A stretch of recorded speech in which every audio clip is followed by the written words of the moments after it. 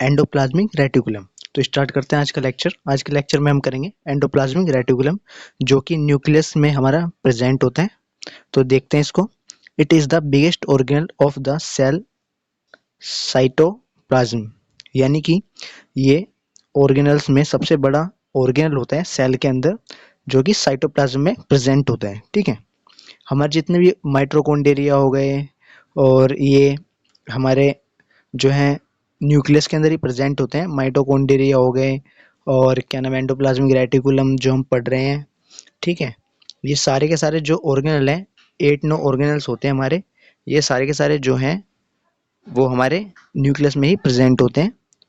तो it is occupies most of the intercellular space. और ये जो ऑर्गेनल है एंडोप्लाज्मिक रेटिकुलम, ये जो है सबसे ज़्यादा इंटरसेलुलर स्पेस लेता है, यानी कि इसका साइज इतना बड़ा है सब ऑर्गेनल्स में कंपेयर किया जाए तो सबसे बड़ा ऑर्गेनल ये है। ठीक है, और ये सबसे ज़्यादा जो है स्पेस लेता है। सेकंड पॉइंट देखते हैं। It is made of is double membrane structure, double membrane flattened sac. यानी कि डबल मेम्ब्रेन फ्लैटेंड सैक का मतलब है कि ये जो बना होता है डबल मेम्ब्रेन से तो बना ही होता है। फ्लैटेंड सैक यानी चिपका हुआ एक थैली टाइप का स्ट्रक्चर होता है एसोसिएट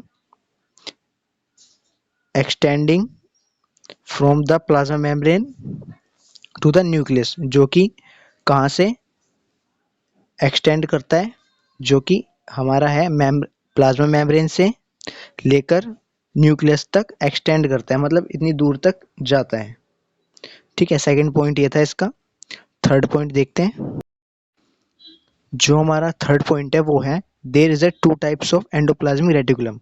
कि एंडोप्लाज्मिक रेटिकुलम है जो कितने टाइप्स के होते हैं। ये जो है हमारे 2 टाइप्स के होते हैं।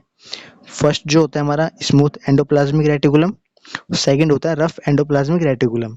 जो फर्स्ट वाला होता है उसको देखते हैं हम, एक एक करके दोनों को डिस्कस करेंगे। पहले फर्स्ट से स्टार्ट करते हैं। सो जो हमारा फर्स्ट वाला है वो है स्मूथ एंडोप्लाज्मिक रेटिकुलम। तो ये देखो ये होता क्या है।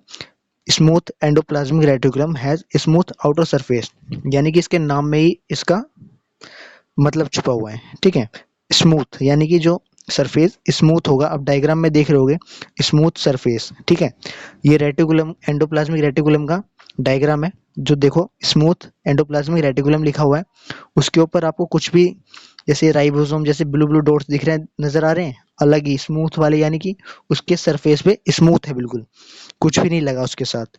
ठीक है, तो उसी को कहेंगे हम स्मूथ एंडोप्लाज्मिक रेटिकुलम। सेकंड वाला देखते हैं। सेकंड जो है हमारा रफ एंडोप्लाज्मिक रेटिकुलम। इसके नाम में भी इसी का मतलब छुपा हुआ है। रफ यानी कि इसमें थोड़ा सा घिसा घिसा टाइप का इस तरीके का कुछ हम एग्जांपल के लिए समझ सकते हैं। ठीक है, while on the outer surface of rough, यानी कि रफ हो थोड़ी सी रेटिकुलम, एंडोप्लाज्मिक रेटिकुलम जो कि रफ हो थोड़ा सा। There is adhesion of tiny rounded ribosome, यानी इसके ऊपर क्या होता है, टिनी राउंडेड राइबोसोम्स होते हैं। देखो अब जहाँ पर रफ एंडोप्लाज्मिक रेटिकुलम लिखा हुआ है उसके पास जहाँ पर राइबोसोम लगे हुए हैं। ठीक है, राइबोसोम जो डॉट डॉट से ब्लू कलर के आपको शो हो रहे होंगे, बैगनी कलर के। ठीक है, वो जो है जहाँ पर लगे हैं उसको तो कहेंगे हम रफ एंडोप्लाज्मिक रेटिकुलम। ठीक है, जिसके पास ये लगे होते हैं वो हो गया रफ। और स्मूथ वो होगा जो कि जिस पे ये नहीं लगे होंगे, राइबोसोम नहीं होंगे, वो हो गया हमारा स्मूथ। और ये जो राइबोसोम इस पे प्रेजेंट होते हैं वो कैसे होते हैं, टिनी यानी छोटे, और राउंडेड, राउंडेड यानी मुड़े हुए से, इस तरीके के राइबोसोम होते हैं। ठीक है, अब इनके एक एक करके फंक्शंस डिस्कस करते हैं।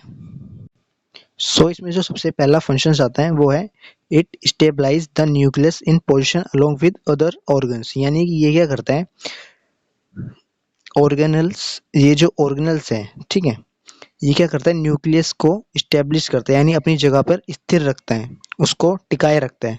उसके साइडों में एंडोप्लाज्मिक रेटिकुलम होता है, डायग्राम में आप देखना, जो कि उसके साइडों में लगा रहता है। और इससे क्या होता है कि ये न्यूक्लियस को ना स्टेब्लिश रखता है, यानी उसको अपनी जगह पर हिलने नहीं देता।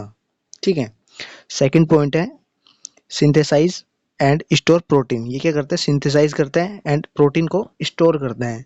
सिंथेसाइज तो करेगा ही करेगा प्रोटीन को, और उसको साथ साथ ये प्रोटीन को स्टोर भी करता है।